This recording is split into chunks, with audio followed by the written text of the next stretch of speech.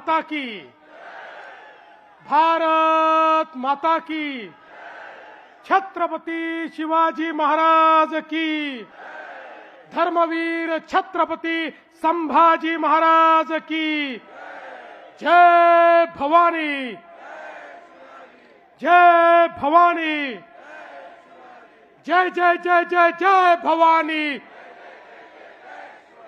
जय जय जय जय जय शिवाजी,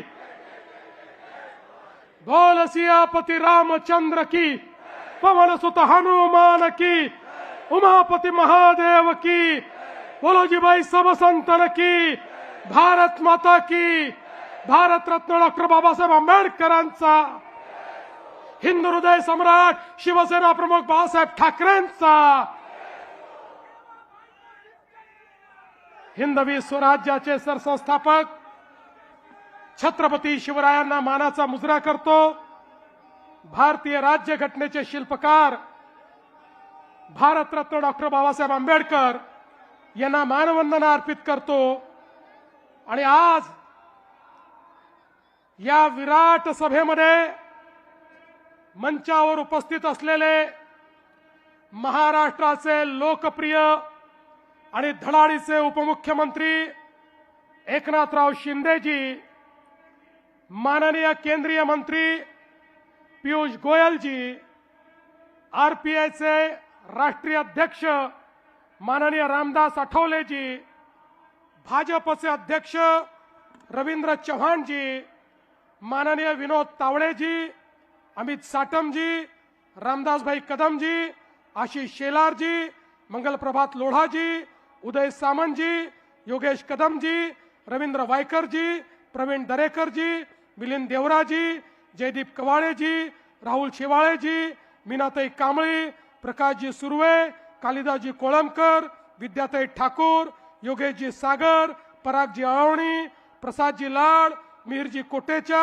मनीषाताई कायंदे, तुकाराम काते, मंचावर उपस्थित सर्व मान्यवर नेता मंडळी, या ठिकाणी मोठ्या संख्येने उपस्थित असलेल्या आमच्या सर्व लाडक्या बहिणी आणि उपस्थित सर्व माझ्या लाडक्या भावांनो,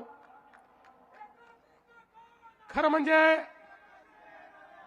मुंबईच्या प्रचाराचा शुभारंभ मी आणि शिंदे साहेबांनी 3 तारखेला केला। तो दिवस तिथीप्रमाणे आई जिजाऊंचा जन्मतिथीचा दिवस होता। आणि आज ज्यावेळी शिवतीर्थावरची ही शेवटची सभा आम्ही घेतो आहोत, हा दिवस पुन्हा आई जिजाऊ मा साहेबांचा या ठिकाणी जयंतीचा दिवस आहे।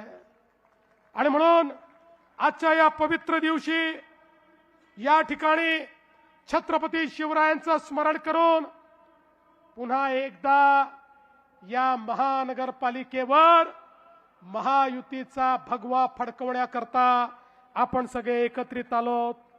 आज स्वामी विवेकानंदांची देखील जयंती आहे। स्वामी विवेकानंदांनी हिंदू संस्कृती, भगवा झेंडा याला संपूर्ण विश्वापर्यंत नेलं आणि खऱ्या अर्थानं दिग्विजय मिळवला। अशा प्रकारचे स्वामी विवेकानंद यांनाही नमन करतो।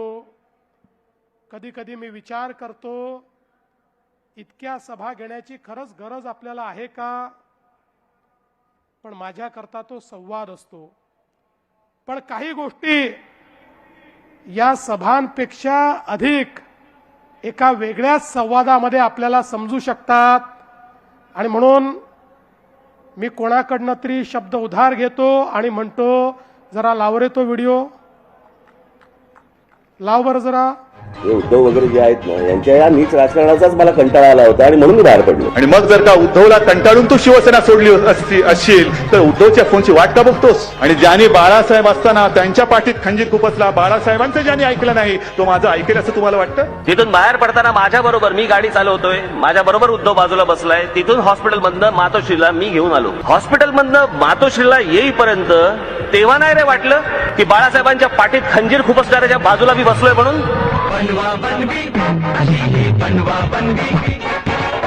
मुलाखतीमध्ये मी असं म्हटलं होतं, सेनेबरोबर परत मनसेने युती करावी किंवा नाही अशा हो, मी तुम्हाला सांगू का, तो माणूस बोलतो वेगळं आणि करतो वेगळं. हा माणूस विश्वास ठेवणार का नाहीये मला माहिती आहे. तो अख्ख्या देशाला आणि महाराष्ट्राला माहित नाही, इतकं जवळून मला माहिती आहे. त्या निंदकाचे घर असावे शेजारी. माझ्याकडे खूप व्हिडिओज आहेत.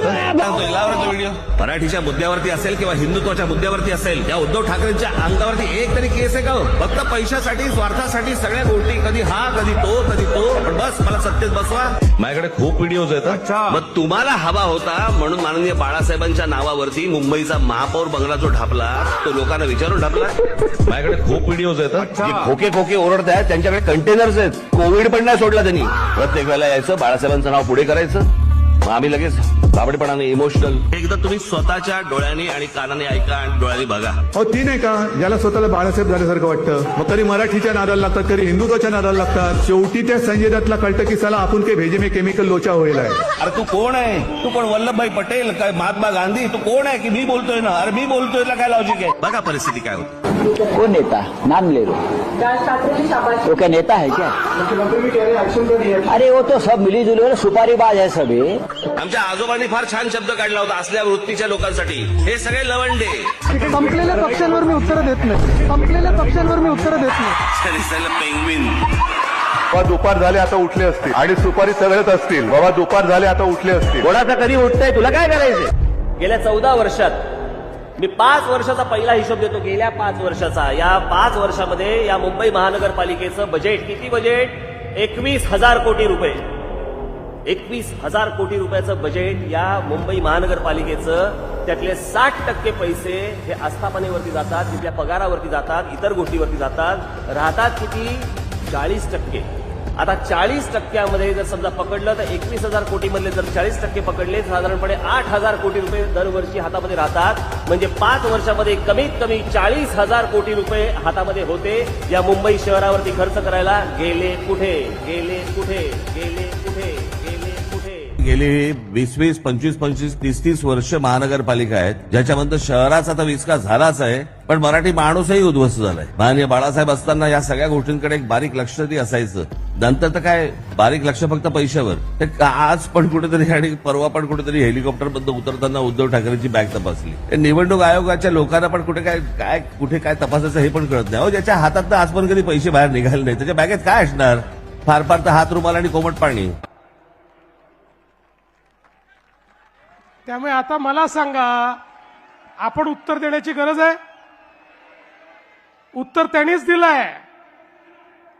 या ठिकाणी काल जी सभा झाली त्या सभेमध्ये पुन्हा तेच अपील, पुन्हा तीच कारणं, पुन्हा तेच मुद्दे. खरं म्हणजे आत्ताच एकनाथजींनी या ठिकाणी सांगितलं, ही मुंबई कोणाच्या बापाच्या बापाच्या बापाच्या बापाच्या बापाच्या बापाच्या बाप जरी आला तरी महाराष्ट्रापासून तुटू शकत नाही. पण बंधू भगिनींनो, माझा तुम्हाला सवाल आहे, अरे तुम्हाला जर आज मराठी माणूस या ठिकाणी कुठेतरी अडचणीत दिसतोय, मराठी माणसावर खतरा दिसतोय, तर 30 वर्ष तुम्ही काय कंचे खेळत होतात? मला सांगा, काय करत होतात तुम्ही? आणि मग याला जबाबदार कोण आहे? 25-25 वर्ष या महानगरपालिकेमध्ये खुर्च्या तोडण्याचं काम तुम्ही केलं, आणि तरी जर माझा मराठी माणूस या ठिकाणी अडचणीत असेल, अरे चुल्लू भर पाणी में डूब मरो, कहा वोट मांगने के लिए यहां आते हो. आणि मला आव्हान देतात, म्हणे आदित्यशी चर्चा करा. ठीक आहे, तुम्हाला पोराला प्रमोट करायचं आहे, पण आदित्यशी चर्चा करा. अरे बाबा, आदित्यशी जर चर्चा करायची असेल तर आमची बाजूची उमेदवार शीतल गंभीर ती देखील याच्याकरता पुरेशी आहे. आज खुलं आव्हान देतो, उद्या दिवसभरात कधीही आदित्य ठाकरेंनी सांगावं त्या ठिकाणी आदित्य ठाकरे येतील, आमच्याकडनं शीतल गंभीर येईल आणि करूया चर्चा. आणि मग काय सांगायचं? मुंबईकरांकरता शेवटची निवडणूक, मराठी माणसाकरता शेवटची निवडणूक. बंधू भगिनींनो, ही मुंबईकरांकरता शेवटची निवडणूक नाही, ही मराठी माणसाच्या अस्तित्वाची निवडणूक नाही. अरे हा मराठी माणूस तो आहे ज्यानं अटके पार झेंडे लावले. छत्रपती शिवाजी महाराजांनी आम्हाला असं सळसळत रक्त दिलाय. आम्ही अन्याय सहन करणारे हे मराठी लोक नाही आहोत. अरे आम्ही तर त्या ठिकाणी पानिपतच्या लढाईमध्ये लढण्याकरता गेलो होतो. ते संकट महाराष्ट्रावर नव्हतं. अहमद शाह अब्दालीने त्या ठिकाणी पत्र लिहून कळवलं होतं मराठ्यांना की तुम्ही केवळ सिंध, पंजाब आणि बलुचिस्तान हे माझा आहे म्हणून सांगा, उर्वरित संपूर्ण भारत हा मराठ्यांचा आहे म्हणून मी त्या ठिकाणी त्याला मान्यता देतो. पण मराठे थांबले नाही, कारण आपल्या भारताचे तुकडे होत होते आणि तिथे जाऊन लढलाले आम्ही मराठे आहोत. आणि तुम्ही या ठिकाणी आम्हाला सांगता आपलं अस्तित्व संपून जाईल. अरे मराठी माणसाच्या अस्तित्वाची लढाई नाहीये, तुमचं अस्तित्व पणाला लागलेलं आहे. आणि म्हणून पुन्हा एकदा सांगतो, तुम्ही म्हणजे मराठी नाही, तुम्हीच म्हणजे महाराष्ट्र नाही, तुम्ही म्हणजे मुंबई नाही. मुंबई म्हणजे ही बसलेली जनता आहे, मराठी म्हणजे ही बसलेली जनता आहे. महाराष्ट्र म्हणजे छत्रपती शिवरायांनी तयार केलेला हा महाराष्ट्र, ज्याला महाराष्ट्र धर्म समजतो तो महाराष्ट्र आहे. त्याच्याकडे कोणी वाकडी नजर करून या ठिकाणी पाहू शकत नाही. पण बंधू भगिनींनो, खऱ्या अर्थानं आपण बघा, या ठिकाणी आता काही लोकांनी काल माझीच नक्कल केली. मला मजा येते कोणी माझी नक्कल केली तर, मला आवडतं, मला काय प्रॉब्लेम नाही आहे. पण त्यांना हे समजायला पाहिजे, अरे नक्कल करता करता काकाच्या पक्षाची काय स्थिती झाली. काकाला किमान चांगली नक्कल करता येते, भाषण करता येतं, तुम्हाला तेही करता येत नाही. तुमची काय अवस्था होईल. आणि म्हणून मला असं वाटतं थोडं मागे वळून बघितलं तर यांच्या लक्षात येईल. आणि काय म्हणाले या ठिकाणी, म्हणाले मराठी करता आम्ही एकत्रित आलो, महाराष्ट्र करता एकत्रित आलो, आणि मग हिंदी सक्ती झाली म्हणून आम्ही एकत्रित आलो. पहिल्यांदा सांगतो, या महायुतीच्या सरकारमध्ये महाराष्ट्रामध्ये फक्त मराठी सक्तीची, फक्त मराठी सक्तीची. आम्ही सांगितलं त्रिभाषा सूत्रामध्ये इतर कुठली भाषा तुम्हाला शिकायची असेल ती शिकण्याची तुम्हाला मुभा आहे, पण सक्तीची मराठी असणार आहे. पण एकदा पुन्हा सांगू इच्छितो, या गजनी लोकांना जे विसरले आहेत, तो गजनी पिक्चर आला होता ना, तसे गजनी आहेत. म्हणून एकदा क्रोनॉलॉजी सांगतो, या राज्यामध्ये हिंदी सक्ती करणारे कोण. खरं म्हणजे या ठिकाणी राज ठाकरेजी तुम्ही पण ऐकून घ्या. 21 सप्टेंबरला उद्धव ठाकरेंनी घोषणा केली, या ठिकाणी नवीन एज्युकेशन पॉलिसीवर, त्रिभाषा सूत्रावर आम्ही समिती तयार करतोय. 16 ऑक्टोबर 2020 ला डॉक्टर माशेलकर समिती तयार झाली. या समितीमध्ये इतर लोकांसोबत उबाठाचे उपनेते, शिवविद्या प्रबोधिनीचे संस्थापक आणि विश्वस्त विजय कदम देखील होते. समितीतल्या 18 पैकी 16 लोक मराठी होते. 14 सप्टेंबर 2021 ला या समितीने तत्कालीन मुख्यमंत्री माननीय उद्धव ठाकरेजींना अहवाल सादर केला. अहवाल घेत असताना भोंगेश्वरी त्या ठिकाणी उपस्थित होते. त्यांनी देखील तो अहवाल बघितला. आता हा जो अहवाल आला, या अहवालाचा पृष्ठ क्रमांक 56 कॉपी पण पाठवतो आणि अहवालही पाठवतो. पृष्ठ क्रमांक 56 वर भाषेकरता जो उपगट केला त्या उपगटाचा अहवाल त्याच्यामध्ये दिलेला आहे. त्या उपगटामध्येही उबाठाचे उपनेते, शिवविद्या प्रबोधिनीचे संस्थापक विजय कदम त्या ठिकाणी होते. त्यातली शिफारस काय आहे? मुद्दा क्रमांक 8.1 इंग्रजी आणि हिंदी भाषा, नीट ऐका, इंग्रजी आणि हिंदी भाषा ही दुसरी भाषा म्हणून पहिल्या वर्गापासनं लागू करण्यात यावी. मी नाही म्हणत आहे, या ठिकाणी उद्धवजींचा अहवाल म्हणतो 1ली ते 12वी विद्यार्थी इंग्रजी शिकत असतील तर त्याला हिंदी पण शिकवलं पाहिजे, त्यामुळे त्याला भाषेची जाण येईल.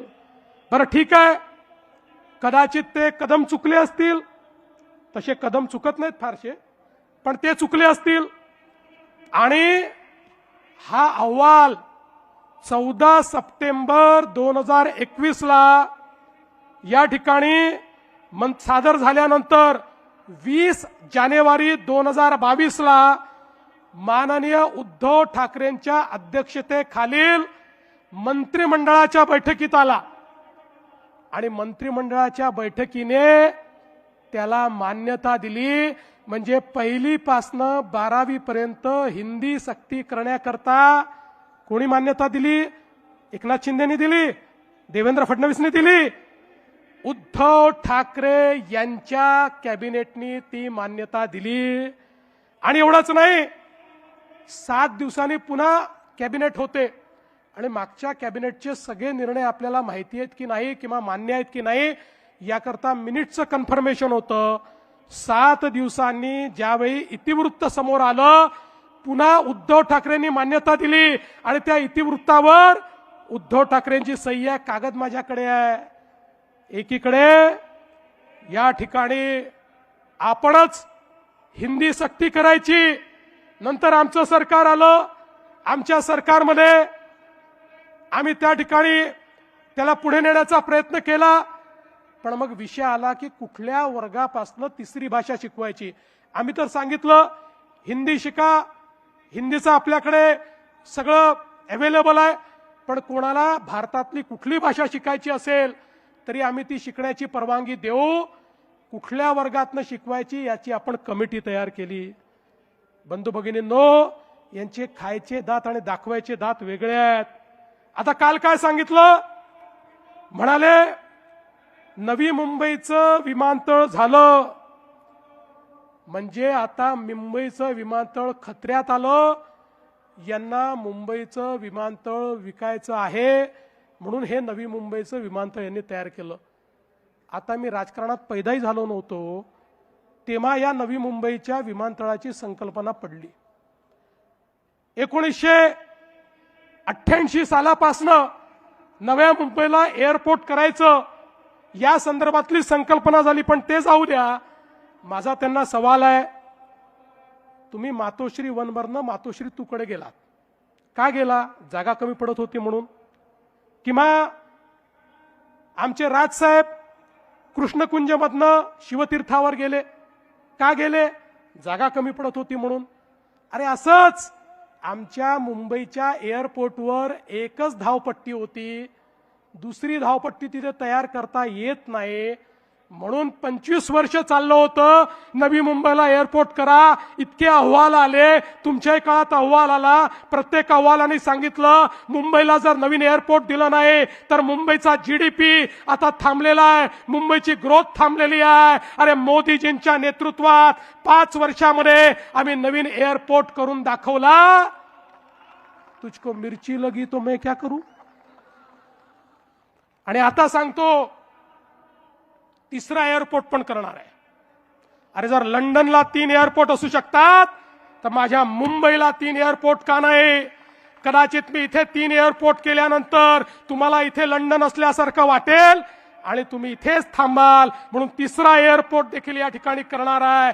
आणि छत्रपती शिवाजी महाराज एअरपोर्ट मुंबई याची क्षमता 1.5 पट करणार आहे, त्याची क्षमता वाढवणार आहे. हा निर्णय या ठिकाणी आम्ही घेतलाय. आणि म्हणून बंधू भगिनींनो, खऱ्या अर्थानं या ठिकाणी मुंबईकरांकरता आम्ही मेट्रो केली, मुंबईकरांकरता EV बसेस आम्ही घेतल्या, मुंबईच्या सबअर्बन रेल्वेला आधुनिक आम्ही त्या ठिकाणी करतोय, गरिबांना घर देतोय, BDD चाळीत राहणाऱ्याला त्या ठिकाणी घर मिळालं, अभ्युदय नगरला घर मिळतंय, पत्रा चाळीत राहणाऱ्या त्या माझ्या मराठी माणसाला तुम्ही त्याचं घर हिरावून घेतलं होतं, त्याला देखील घर देणारे आम्ही आहोत. आणि त्यासोबत या विशाल सह्याद्रीमध्ये आमचे जे लोक राहतात त्यांना घर देणारे आम्ही आहोत. या मुंबईमध्ये प्रत्येकाला घर देण्याचं काम हे आम्ही करतो. पण ज्या धारावीमध्ये घर देण्याचा निर्णय आम्ही घेतला, बंधू भगिनींनो, 2014 साली राजीव गांधी आले, ते म्हणाले धारावीचं रिडेव्हलपमेंट झालं पाहिजे. 30 वर्ष काही झालं नाही. मोदीजींचं सरकार आलं. 2014 नंतर केंद्र सरकारची जागा आम्ही घेतली आणि त्या ठिकाणी धारावीचं रिडेव्हलपमेंट करायचं ठरवलं.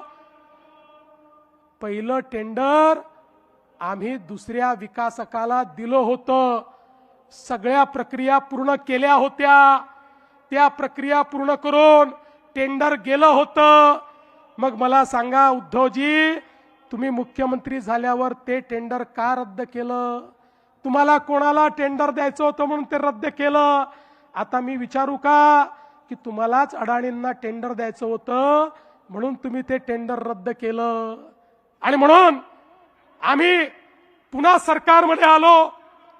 सरकारमध्ये आलो त्यावेळेस लक्षात आलं यांनी अशा अटी शर्ती केल्या होत्या की या धारावीच्या रिडेव्हलपमेंट सोबत मुंबईवर टीडीआरची मोनोपली झाली असती. आम्ही सांगितलं चालणार नाही. शिंदेजी आणि मी होतो, आम्ही त्या टीडीआरचं कॅपिंग केलं. 90% आपल्या डीएसआरच्या वर, या डीएसआरच्या वर किंमत देता येणार नाही म्हणून सांगितलं. आणि त्या ठिकाणी खऱ्या अर्थानं आम्ही टीडीआर एक्सचेंजची अट टाकली. ऑनलाईन केवळ ट्रेडिंग करावं लागेल हे सांगितलं. आणि धारावीची जागा ही आम्ही कोणाला दिली नाही. धारावीची जागा आम्ही डीआरपीला दिली, डीआरपीला. आणि त्या डीआरपी मध्ये सरकार देखील आहे, विकासक अडाणी आहेत, पण त्यात सरकार देखील आहे. आणि त्या ठिकाणी ओपन कॉम्पिटिशन केली. 4 टेंडर आले. त्यातनं आम्ही ज्यांनी सर्वात जास्त फायद्याचा सौदा दिला त्याला ते टेंडर त्या ठिकाणी गेलं. पण बंधू भगिनींनो, खऱ्या अर्थानं या ठिकाणी खोटं बोल पण रेटून बोल ही जी तुमची पद्धत आहे, या पद्धतीचं या ठिकाणी पर्दाफाश करण्याकरता मी आलो आहे. अरे बाबा, या सगळे जे प्रोजेक्ट आहेत, ज्या सगळ्या प्रोजेक्टचं तुम्ही बारसं करून राहिले, मी तर सांगितलं शेजारच्याचं पोरग मांडीवर बसवता आणि आमचं पोरग आहे सांगता. अरे या मुंबईला माहिती आहे, ये पब्लिक है, ये सब जानती है, कोणी केलाय मुंबई करता हे माहिती आहे. तुम्हाला दाखवण्याकरता एक देखील विषय या ठिकाणी या 25 वर्षात करता आला नाही. पण विकासावर बोलायचं असेल तर मर्द व्हावं लागतं. आता कोणामध्ये मर्दानगी आहे की नाही हे बोलणारा मी नाही आहे, माझे ते संस्कार देखील नाही आहे. पण माझ्या आई वडिलांपर्यंत तुम्ही पोहोचलात, माझ्या आई वडिलांवर तुम्ही बोललात.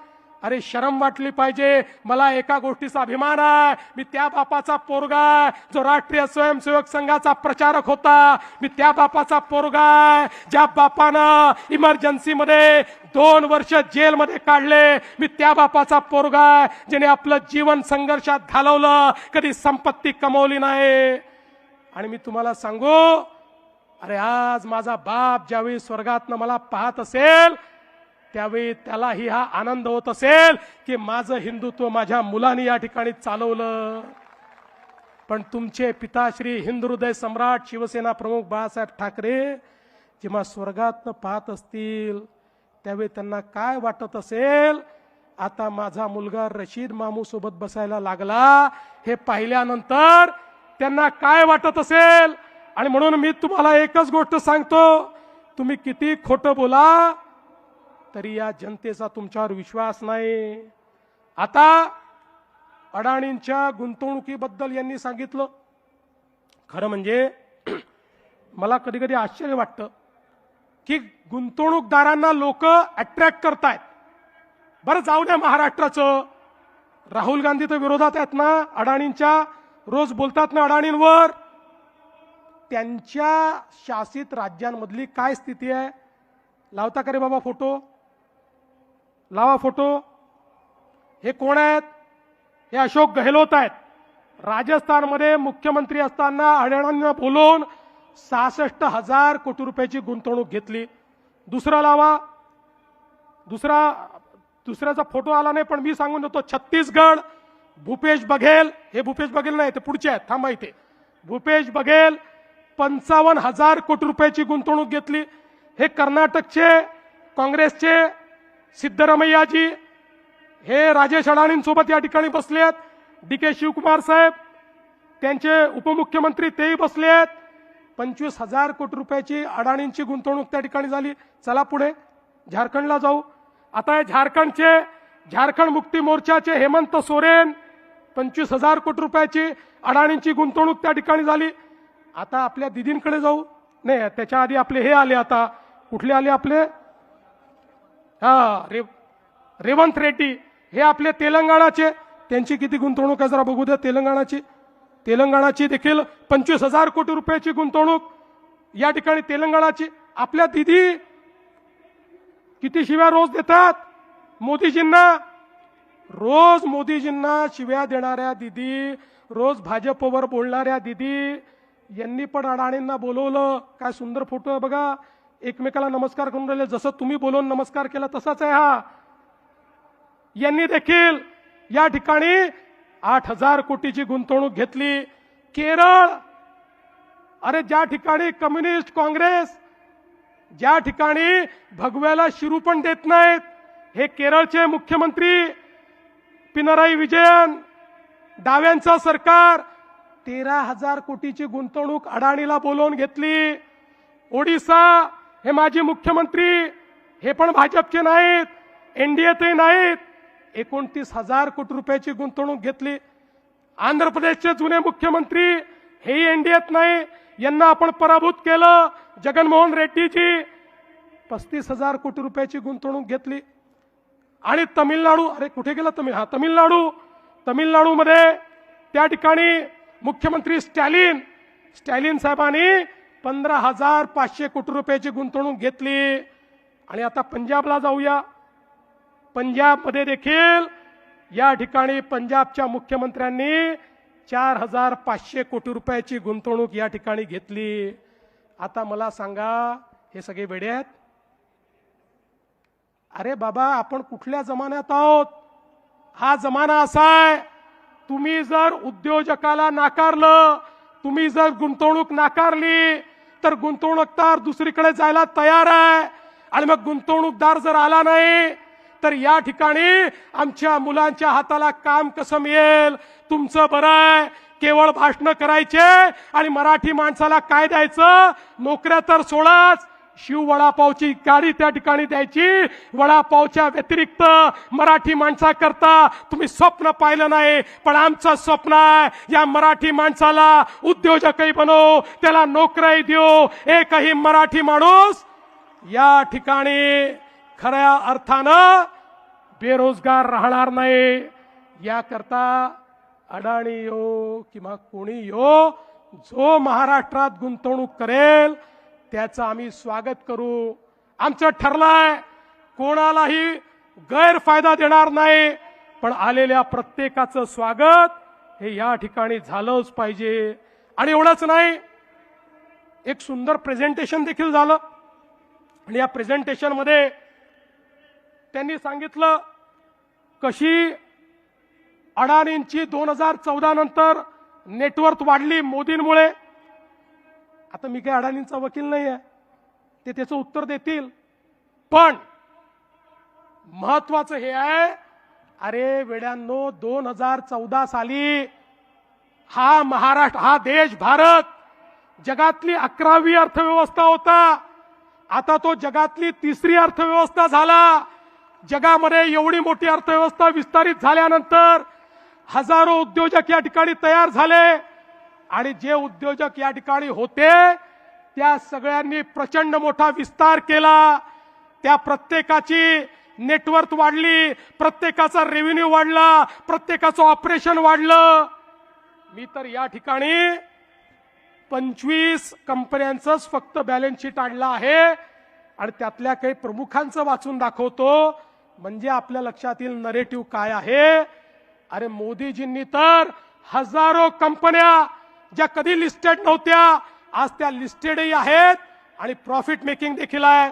तुम्ही बघा ही चांगली नावं आहेत सगळी जी लोक आपल्या राज्यामध्ये आपल्या मुलांना त्यांच्या हाताला काम देत आहेत अशा प्रकारची लोक आहेत. टाटा ग्रुपचा रेव्हेन्यू किती वाढला माहितीये 14 पासून 24 पर्यंत 14 पासून 26 पर्यंत 664%.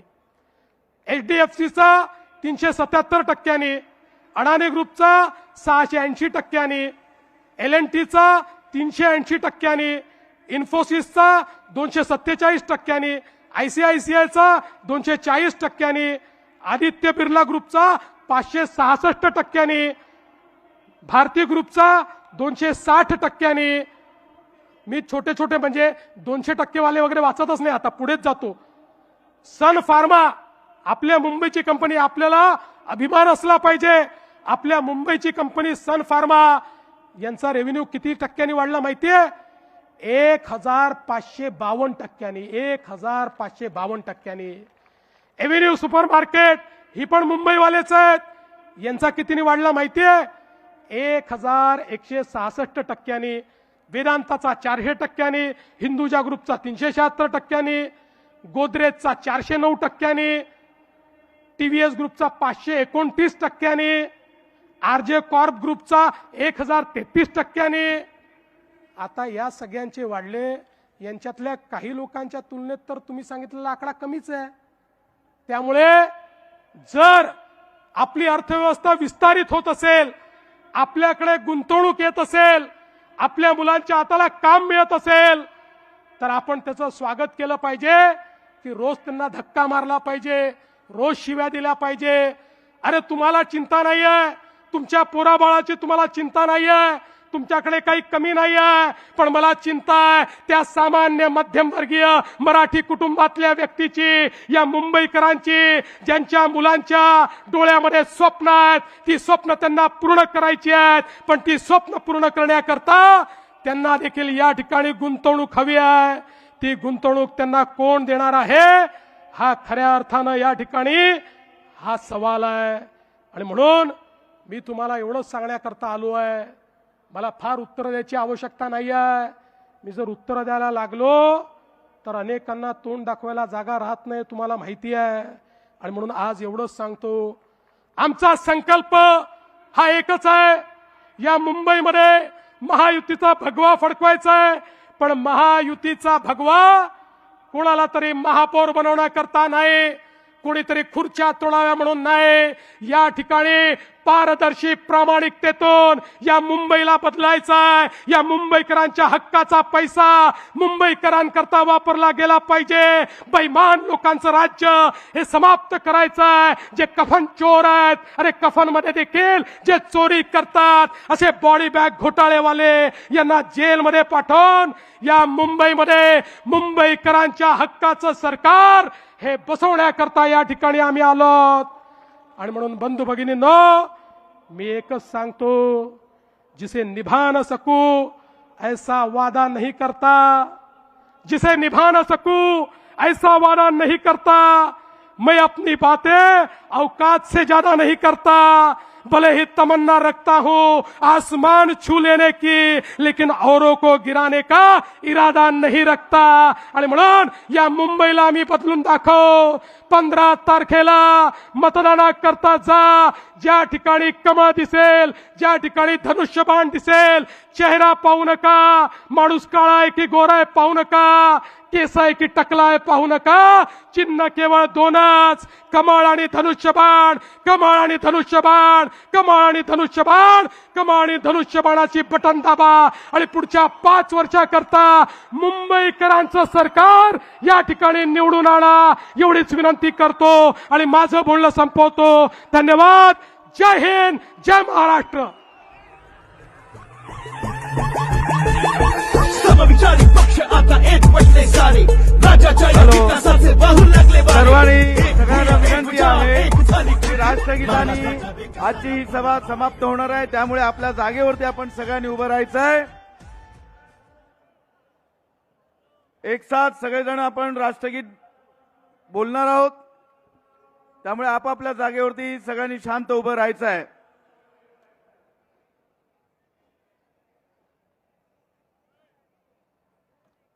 जनगण मन अधिनायक जय हे भारत भाग्य विधाता.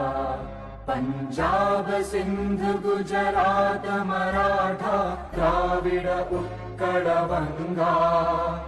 विंध्य हिमाचल यमुना गंगा उच्चल जलधि तरंगा. तव शुभ नामे जागे तव शुभ आशीष मागे. गाहे तव जय गाथा. जनगण मंगलदायक जय हे भारत भाग्य विधाता. जय हे जय हे जय हे जय जय जय जय हे. भारत माता की, भारत माता की. सगळ्यांचे खूप खूप धन्यवाद. 15 तारखेला आपण सगळ्यांनी मतदानासाठी मुंबईकरांना मतदान केंद्रावरती घेऊन जायचं आहे. खूप खूप धन्यवाद.